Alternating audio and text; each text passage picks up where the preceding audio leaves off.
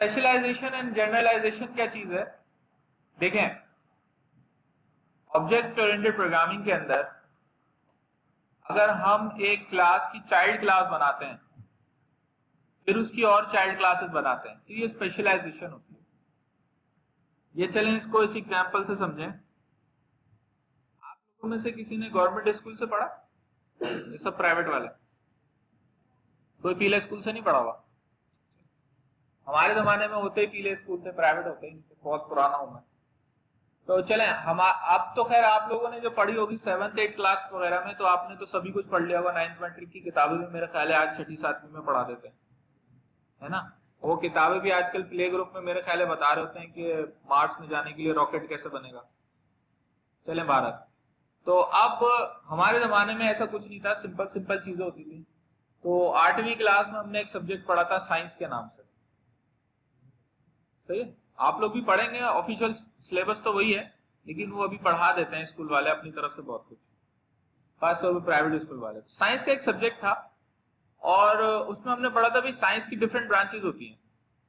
अच्छा, फिर 9th class में जब हम पहुंचे तो वहां पे हमने एक सब्जेक्ट पढ़ा केमिस्ट्री के नाम से, जो हमें बताया गया कि साइंस की क्या है, ब्रांच है। और वहीं पे हमने पढ़ा जनाब एक सब्जेक्ट बायोलॉजी, मैंने साइंस से किया था मैट्रिक। फिर जब हम 10th क्लास में पहुंचे तो उसमें हमने पढ़ा जनाब एक सब्जेक्ट फिजिक्स और मैथ, ये सब्जेक्ट पढ़ा हमने, ठीक है। अच्छा, जब हमारा 10th क्लास का रिजल्ट आया, जो भी रिजल्ट आया, उसके बाद हमने जब इंटर में एडमिशन लिया तो फर्स्ट ईयर में हमें ये कहा गया कि भाई अब आप या तो बायोलॉजी पढ़ सकते हैं या मैथ्स पढ़ सकते हैं, दोनों नहीं पढ़ सकते। साइंस के हिसाब से अगर आप बात करें, अगर आप कॉमर्स आर्ट्स में चले जाते तो वहां थोड़ा और डिफरेंट हो जाता है। तो साइंस में हमें कहा गया कि या तो बायोलॉजी पढ़े या क्या पढ़े, मैथ्स पढ़े। तो हमने कहा चले भाई मैथ्स पढ़ लेते हैं, ठीक है।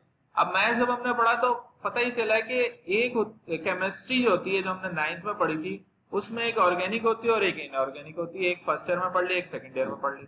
अच्छा, फिजिक्स भी दो होती है, एक हमने फर्स्ट ईयर में पढ़ी, एक सेकंड ईयर में पढ़ ली, ठीक है। मैथ तो मनुष्य चीज दोनों साल पढ़नी पड़ गई हमें। मैं तो कसम से अगर कभी जिंदगी में टाइम ट्रेवल करने का कुछ इजाद हो, आप लोगों के दौर में कभी कुछ हो जाए, तो इन मनुष्यों को जाके ना, जितने भी हैं सबको मार देना। जिंदगी अजाब कर दी यार इन लोगों ने। पुराने जमाने के लोगों की जिंदगी इतनी अच्छी होती थी, दरख्त के नीचे चारपाई लगा के सोते रहते थे।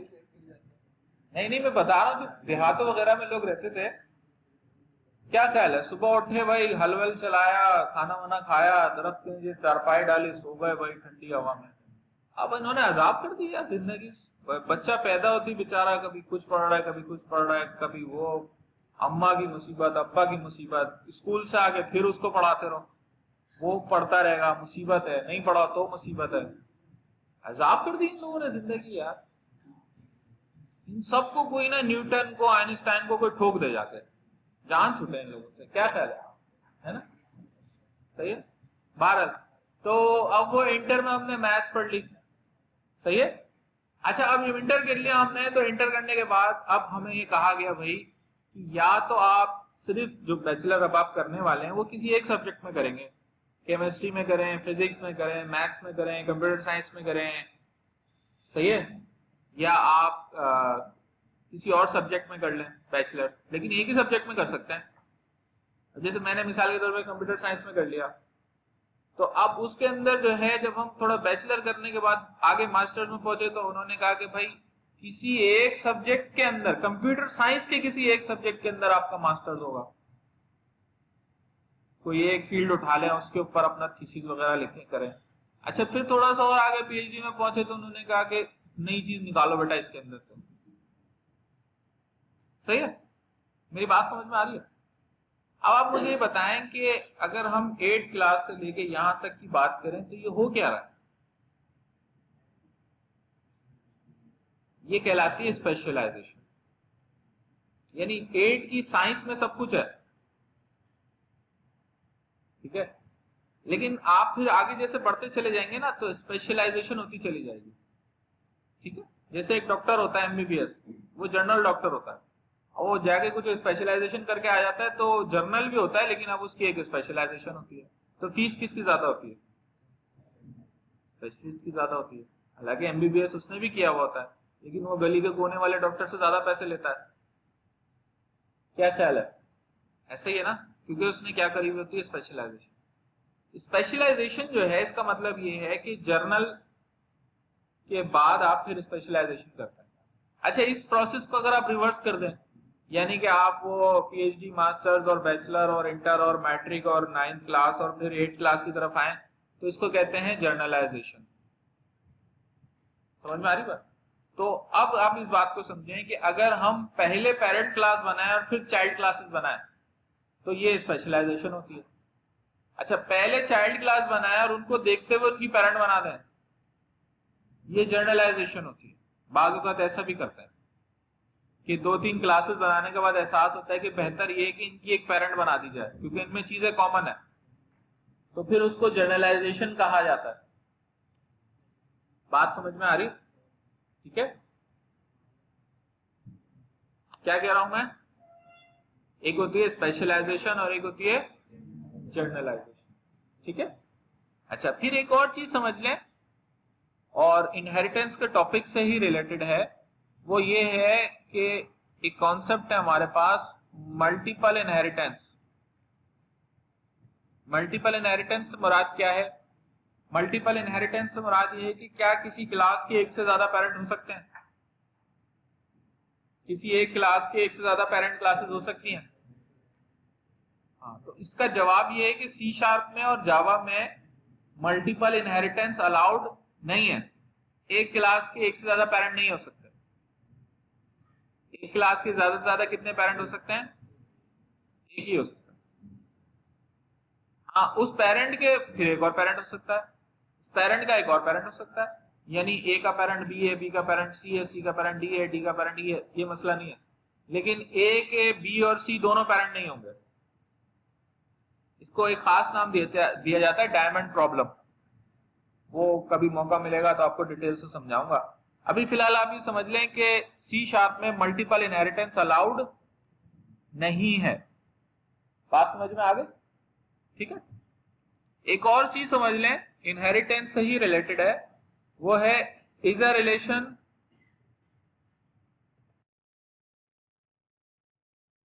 और एक होता है जनाब हैज अ रिलेशन। ये क्या चीज है? तो इस बात को समझे कि अगर मैं कोई क्लास बनाता हूं, जैसे मैंने ये क्लास बनाई, शेप की क्लास, तो अब इसको यूज करने के दो तरीके हो सकते हैं।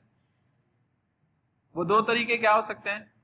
या तो मैं इसको इनहेरिट कर लूं, इसके किसी वेरिएबल और मेथड को यूज करूं, या मैं इसका ऑब्जेक्ट बना लूं। अगर मैं इसका ऑब्जेक्ट बनाऊंगा ना तो हैज अ रिलेशनशिप बनेगा, और अगर इसको इनहेरिट करूंगा तो इज अ रिलेशनशिप बनेगा। ये जो इज अ रिलेशनशिप होता है, ये इसको हम बोलते हैं जनाब इनहेरिटेंस, और ये जो हैज अ रिलेशनशिप होता है ये होती है जनाब एग्रीगेशन या कंपोजिशन। क्या मतलब है? देखें, मैंने एक क्लास बनाई कार की क्लास, और फिर एक क्लास बनाई रेड कार की क्लास, और रेड कार को मैंने चाइल्ड क्लास बना दिया कार की क्लास का। तो मैं क्या कहूंगा कि रेड कार में और कार में इज अ रिलेशनशिप है। कौन सा रिलेशनशिप है? यानी कि red car is a car, इस तरह बोला जाएगा ऑब्जेक्ट ओरिएंटेड। अच्छा, कार की एक और क्लास है ब्लू कार, तो हम कहेंगे blue car is a car. आसान अल्फाज में चाइल्ड और पेरेंट की टाइप सेम होती है। सही है? टाइप सेम होने से क्या मुराद है कि ये जो जब भी हम कोई नई क्लास बनाते हैं ना तो एक नई डेटा टाइप बना रहे होते हैं। सही है? क्या कह रहा हूं मैं? देखें, ये एजिज वेरिएबल है, इसकी डेटा टाइप क्या है? इंटीजर है। टी वेरिएबल है, इसकी डेटा टाइप क्या है? ट्राइंगल। तो ट्राइंगल एक डेटा टाइप हो गई ना। तो चाइल्ड और पेरेंट की टाइप सेम होती है, क्योंकि दोनों में कौन सा रिलेशनशिप होता है? इज अ रिलेशनशिप होता है। अच्छा, अब कार, रेड कार की क्लास के अंदर मैंने इंजन की क्लास का ऑब्जेक्ट बना दिया। मेरी बात समझ में आ रही? इंजन की एक और क्लास है, उसका ऑब्जेक्ट मैंने रेड कार की क्लास में बना दिया। कैसे? Engine E equals to new engine. अब इंजन जो है कार की ना पेरेंट क्लास है ना चाइल्ड क्लास है, लेकिन उसका ऑब्जेक्ट मैंने बना दिया किसमें? कार की क्लास में। तो कार और इंजन का अब जो रिलेशनशिप बनेगा वो कौन सा बनेगा? हैजर रिलेशनशिप बनेगा। मेरी बात समझ में आ रही है? जैसे यहां पर ये जो क्लास है प्रोग्राम, जिसमें ट्राइंगल का ऑब्जेक्ट बना हुआ है, तो प्रोग्राम की क्लास में और ट्राइंगल की क्लास में रिलेशनशिप क्या है? हैजर रिलेशनशिप है। ठीक है? हैजर रिलेशनशिप फर्दर जो है आप उसको ब्रेक कर सकते हैं एग्रीगेशन और कंपोजिशन। जैसे ये तो एग्रीगेशन है, एक होती कंपोजिशन। कंपोजिशन क्या है भाई? मेरे पास एक बुक की क्लास है, बुक की क्लास के अंदर मैंने बना रखा है चैप्टर की क्लास का ऑब्जेक्ट, चैप्टर की क्लास के अंदर ऑब्जेक्ट बना रखा है पेज की क्लास का, पेज की क्लास में ऑब्जेक्ट बना रखा है पैराग्राफ का, पैराग्राफ की क्लास में ऑब्जेक्ट बना रखा है वर्ड का, वर्ड की क्लास में ऑब्जेक्ट बना रखा है कैरेक्टर का। यानी कैरेक्टर से मिलकर वर्ड बनेगा, वर्ड से मिलकर पैराग्राफ बनेगा, पैराग्राफ से मिलकर पेज बनेगा, पेजेस से मिलकर चैप्टर बनेगा, चैप्टर से मिलकर बुक बनेगी। बात समझ में आ रही है? इन सब में कौन सा रिलेशनशिप है आपस में? हैजर रिलेशनशिप है।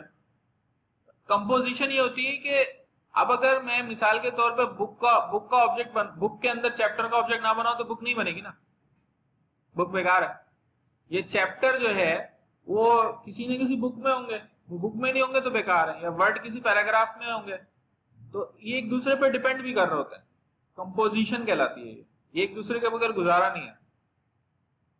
एग्रीगेशन में जरूरी नहीं है कि दूसरे पे डिपेंड भी कर रहा हूं, लेकिन होता वो भी हैजर रिलेशनशिप है। मेरी बात समझ में आ रही? ठीक है?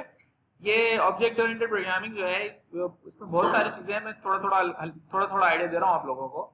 एक होता है हैजर रिलेशनशिप और एक होता है हैजर रिलेशनशिप। ठीक है? और ये दोनों रिलेटेड टू, इसमें जो हैजर रिलेशनशिप है ये इनहेरिटेंस से रिलेटेड है। पेरेंट चाइल्ड रिलेशनशिप होगा तभी ये रिलेशनशिप जो है वो क्रिएट हो सकता है। मेरी बात समझ में आ रही है? तो अगर मैं आपसे पूछूं कि भाई पेंटागन और शेप में क्या रिलेशनशिप है, तो आप क्या बताएंगे? इज अ रिलेशनशिप है। लेकिन ट्राइंगल में और प्रोग्राम में कौन सा रिलेशनशिप है? हैजर रिलेशनशिप है। ठीक है? सही है? बात समझ में आ रही? अच्छा, अब हमने यहां पर एक क्लास बना दी जनाब शेप की, उसकी 3 चाइल्ड क्लासेस बना दी, ट्राइंगल, स्क्वायर और पेंटागन। ठीक है? सही है? शेप की क्लास में हमने जो ड्रॉ का मेथड रखा था उसका नाम क्या रखा था? नाम उसका ड्रॉ रखा था, लेकिन उसके अंदर एक कीवर्ड लगा दिया था हमने वर्चुअल का। वर्चुअल का जो कीवर्ड होता है वो हम कहां लगाते हैं? पेरेंट की क्लास में उस मेथड पे लगाते हैं जिसको हम समझ रहे होते हैं कि इन फ्यूचर इसको कोई चाइल्ड क्लास ओवरराइड करेगी, इस मेथड को ओवरराइड करेगी। अच्छा, ओवरराइड क्लास होती है, मेथड होता है? मेथड होता है। क्लास ओवरराइड नहीं होती, क्लास इनहेरिट होती है। बात समझ में आ रही? ठीक है? ये ऑब्जेक्ट ओरिएंटेड प्रोग्रामिंग जो है ना, ये थोड़ा टाइम के बाद समझ में आएगी, परेशान ना हो। वैसे तो टाइम के बाद भी मुश्किल समझ में आया, ठीक है, लेकिन फिर भी कोशिश करते रहे, कभी ना कभी समझ में आ जाएगी। ये जब आप प्रैक्टिकल एक्सपीरियंस करेंगे ना, कल को जाके आप कोई नाम सुनते हैं डिजाइन पैटर्न और फिर उस पर काम करें, समझें, तो फिर समझ में आ जाएगी बात। लेकिन आपको टर्म्स पता होनी चाहिए। ठीक है? कोई आपको कोई फिगर्स कोई बना के दे दे, इस तरह की कोई इस तरह बना के दे दे, तो आप इसको देख के कोड मैप कर सकें, कोड लिख सकें, इसको देख के आपको अंदाजा हो जाएगा। ये क्लास डायग्राम कहलाती है, यूएमएल डायग्राम है। ठीक है? तो अब यहां पर जो है वो एक है हमारे पास शेप की क्लास और उसकी 3 चाइल्ड क्लासेस हैं, ट्राइंगल, स्क्वायर और पेंटागन। और तीनों क्या है? शेप की चाइल्ड क्लासेस हैं। शेप इनकी क्या है? पेरेंट क्लास है। तीनों में अपने अपने कंस्ट्रक्टर हैं और शेप के अंदर मैंने एजिस का एक वेरिएबल बनाया जो तीनों अलग अलग इनिशियलाइज करवा रहे हैं। सही है? यहां तक कोई क्वेश्चन तो नहीं जो कुछ मैंने पढ़ाया? गलती से कुछ समझ में तो नहीं आ गया? हाँ भाई यार पानी मिलेगा, गलती से कुछ समझ में तो नहीं आ गया, कुछ भी समझ में नहीं आया, चलो अच्छी बात, आगे चलते हैं और एक और टॉपिक अब अंडरस्टैंड करने की हम कोशिश करेंगे और वो टॉपिक है जनाब एब्स्ट्रैक्शन, जिसको बाज लोग जो है वो कहते हैं कि ये जो है वो चौथा पिलर है, पॉलीमॉर्फिज्म मैंने बताया नहीं आपको, टेंशन ना लें। एब्स्ट्रैक्शन जो है ये बाज लोग कहते हैं भाई चौथा पिलर है ऑब्जेक्ट ओरिएंटेड प्रोग्रामिंग का, ये है क्या, एब्स्ट्रैक्शन से क्या मुराद है। देखिए एब्स्ट्रैक्ट क्या चीज होती है, आप किस चीज को एब्स्ट्रैक्ट कहते हैं,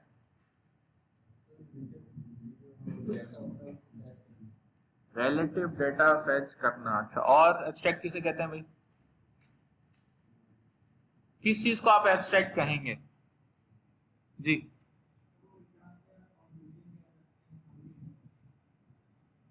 अच्छा वो आप रिसर्च पेपर के हिसाब से बोल रहे हैं, ठीक है, वो भी एब्स्ट्रैक्ट है, यहाँ पे एब्स्ट्रैक्ट के मायने कुछ और है, नहीं नहीं, देखें एब्स्ट्रैक्ट से मुराद यहाँ पर क्या है, ये एब्स्ट्रैक्शन की बात करते हैं हम, तो देखिए मिसाल के तौर पे अगर आप कहीं पे जाते हैं पानी खरीदने जा रहे हैं आप, तो बता देंगे भाई इतने लीटर पानी दे दो, सही है, आप ये कहते हैं कि भाई मुझे दूध वाले से दुकान खरीदने चले गए, आपने कहा इतने किलो दूध दे दो, अब लेकिन आप मिसाल के तौर पे किसी से जाके बोलेंगे मुझे जरा 1 किलो खुशी दे दो, तो वो क्या कहेगा आपको, क्या जवाब देगा,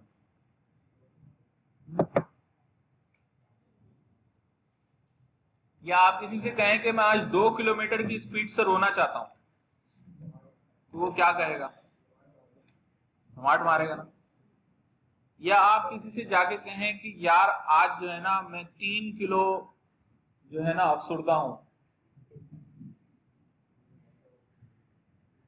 क्या कहेगा वो, कहेगा नहीं कहेगा, क्योंकि ये लफ्ज आप इन चीजों के साथ यूनिट या इस तरह क्वांटिटी या इसको मेजर नहीं कर सकते आप, मेरी बात समझ में आ रही है, क्योंकि ये खुशी गम और ये इस तरह की जो चीजें हैं इनकी कोई फिजिकल एग्जिस्टेंस नहीं है, फिजिक्स इनमें इन्वॉल्व नहीं है, मेरी बात समझ में आ रही है, फिजिक्स का जो सब्जेक्ट है वो इन चीजों को नहीं मानता, मानता है, बात समझ में आ रही है, ठीक है भाई, कितनी खुशी हुई, हो गई भाई, कितनी हुई, आपको पूछे कितनी हुई, कितनी, मैं क्या बताऊं भाई कितनी हो गई, हो गई, ज्यादा हुई कम हुई ये तो समझ में आता है, ये भी हम कह सकते हैं कि इसको ज्यादा हुई इसको कम हुई, लेकिन हम ये नहीं कह सकते कि इसको 1 किलो हुई, इसको 2 किलो हुई, इसको 3 किलो हुई, ऐसा नहीं कर सकते, समझ में आ रही बात। तो प्रोग्रामिंग के अंदर भी बात चीजें एब्स्ट्रैक्ट होती हैं, एब्स्ट्रैक्ट होने से क्या मुराद है, देखें मैं आपसे कहता हूं कि शेप ड्रॉ करो, तो आप क्या कहेंगे, पहले मैं आपसे कह देता हूं शेप ड्रॉ करो, आप क्या कहेंगे, कौन सी, क्या मतलब है भाई, भाई आप कहेंगे भाई मुझे वो शेप का नाम बताओ ना जिसको ड्रॉ करना है, सही है, तो इसका मतलब ये है कि शेप एक एब्स्ट्रैक्ट टर्म है, शेप थोड़ी ड्रॉ होती है, ड्रॉ तो ट्राइंगल होती है, या आप स्क्वायर ड्रॉ कर सकते हैं, या आप पेंटागन ड्रॉ कर सकते हैं, या कोई लाइन ड्रॉ कर सकते हैं, लेकिन अगर कोई बोलते भाई शेप ड्रॉ कर दो, तो शेप कहां से ड्रॉ होगी भाई, शेप तो एब्स्ट्रैक्ट चीज है, बताने का मकसद ये है कि सारी चीजें शेप होती हैं, लेकिन शेप खुद तो ड्रॉ नहीं हो सकती, तो जब शेप ड्रॉ नहीं हो सकती तो शेप में ड्रॉ का मेथड भी नहीं होना चाहिए,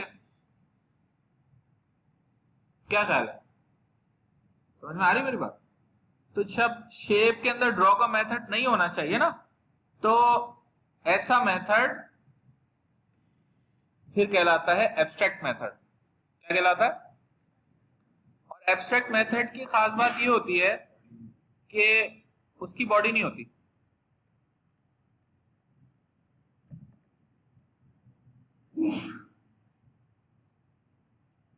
एब्स्ट्रैक्ट मेथड की क्या नहीं होती,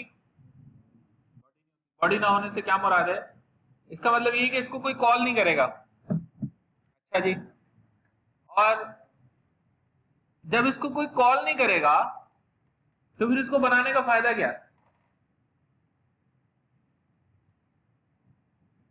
इसको बनाने का फायदा ये है कि अगर किसी क्लास में एब्स्ट्रैक्ट मेथड हो और उस क्लास को कोई इनहेरिट करे तो उस चाइल्ड क्लास पर लाजमी हो जाता है कि अपने पेरेंट की एब्स्ट्रैक्ट मेथड को ओवरराइड करे। सही है? और उसकी बॉडी डिफाइन करे। यानी कि अब ये जो ड्रॉ का मेथड है, क्योंकि मैंने एब्स्ट्रैक्ट बना दिया ना, पहले ये क्या था? वर्चुअल, अब ये क्या हो गया? एब्स्ट्रैक्ट। तो अब ट्राइंगल के ऊपर लाजमी है कि इसको ओवरराइड करे। अगर ओवरराइड नहीं करेगा तो कंपाइल टाइम एरर आ जाएगा। मेरी बात समझ में आ रही है? जिस क्लास में एक भी एब्स्ट्रैक्ट मेथड होगा ना, वो क्लास भी एब्स्ट्रैक्ट होगी।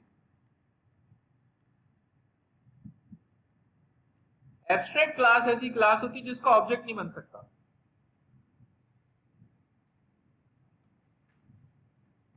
मजा आ रहा? किसी भी क्लास में एक भी एब्स्ट्रैक्ट मेथड होगा ना तो वो क्लास एब्स्ट्रैक्ट होगी। क्यों? क्योंकि अगर आपने उस क्लास का ऑब्जेक्ट बनाया और वो मेथड कॉल कर लिया तो क्या कॉल होगा? लिहाजा एब्स्ट्रैक्ट क्लास बनानी पड़ती है। ठीक है? एब्स्ट्रैक्ट क्लास ऐसी क्लास होती है जिसका ऑब्जेक्ट नहीं बन सकता। ऑब्जेक्ट बना ही नहीं सकते आप एब्स्ट्रैक्ट क्लास का, और अपनी मर्जी से एब्स्ट्रैक्ट नहीं बनाते। सोच समझ के किसी क्लास का एब्स्ट्रैक्ट बनाया जाता है। ये मैं आपको पहले ही समझा चुका हूं कि ये सोचने समझने की सलाहियत थोड़ा टाइम लगा के आती है। ठीक है? तो हर क्लास को एब्स्ट्रैक्ट नहीं बनाते। जैसे यहां पे मैं कह रहा हूं कि भाई शेप एब्स्ट्रैक्ट क्लास होगी। क्यों होगी भाई? शेप कहां से ड्रॉ हो सकती है? शेप थोड़ी ड्रॉ होती है। ड्रॉ तो कोई ट्राइंगल या स्क्वायर या पेंटागन होती है, शेप थोड़ी ड्रॉ होती है। तो शेप एक एब्स्ट्रैक्ट क्लास है। एब्स्ट्रैक्ट क्लास ऐसी क्लास होती है जिसमें कम से कम एक एब्स्ट्रैक्ट मेथड हो।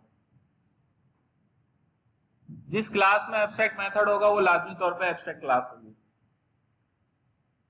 सही है? मेरी बात समझ में आ रही है? एब्स्ट्रैक्ट मेथड कौन सा मेथड होता है जिसकी बॉडी नहीं होती? अच्छा, अब अगर मैंने इसको इनहेरिट कर लिया और ये मैंने यहां ओवरराइड नहीं किया तो यहां एरर आ जाएगा। क्या एरर आ जाएगा? कि भाई इसके ऊपर लाजमी हो गया है क्या करे? ये ओवरराइड करे। किसको? अपनी पेरेंट क्लास के एब्स्ट्रैक्ट मेथड को। मेरी बात समझ में आ रही है? अब यहां पे एक और चीज आप समझें, और वो चीज होती है जनाब, एक होती है जनाब ओवरराइडिंग, एक होती है इनहेरिटेंस, और एक चीज होती है इंप्लीमेंटेशन।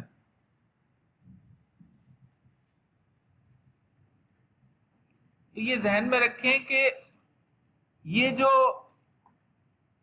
एब्स्ट्रैक्ट चीजें होती है ना, ये इंप्लीमेंट होती है, इनहेरिट नहीं होती। बात समझ में आ रही है? मिसाल के तौर पे आपके वाले साहब ने आपको एक घर दे दिया, जाओ भाई ये लो। अब उसमें 3 कमरे बने हुए थे, चौथे कमरे की जगह जो है ना वो बनी हुई थी, लेकिन वो कमरा नहीं बना हुआ था, जगह थी वहां खाली।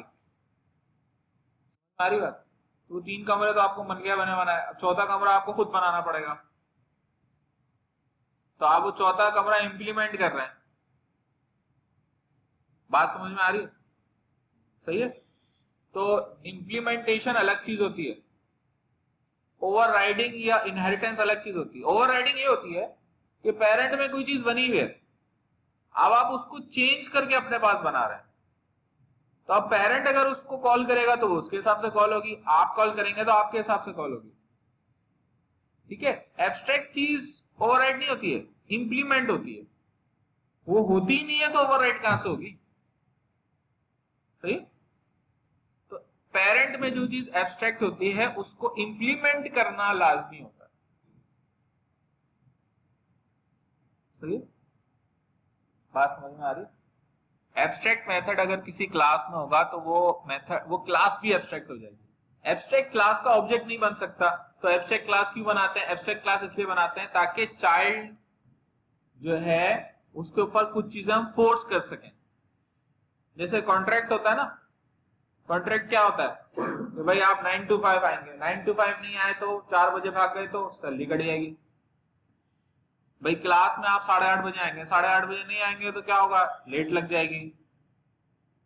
सही है, ये रूल होते हैं ना। तो इसी तरह हमने यहां पर एक रूल बना दिया है। क्या रूल बना दिया है?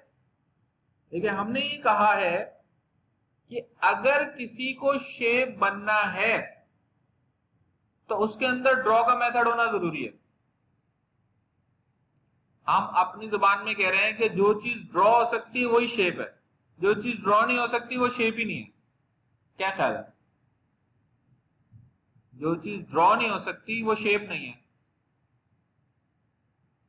जो चीज शेप है उसके लिए ड्रॉ होना जरूरी है। ये यहां पे ना हमने ये लिखा हुआ है। अगर तुम्हें शेप बनना है तो शेप की क्लास को इनहेरिट करना होगा, शेप की क्लास को इनहेरिट करना होगा तो ड्रॉ को इंप्लीमेंट करना होगा। अगर ड्रॉ को इंप्लीमेंट नहीं करोगे तो शेप की चाइल्ड क्लास नहीं बन सकते, यानी शेप नहीं बन सकते। बात समझ में आ रही?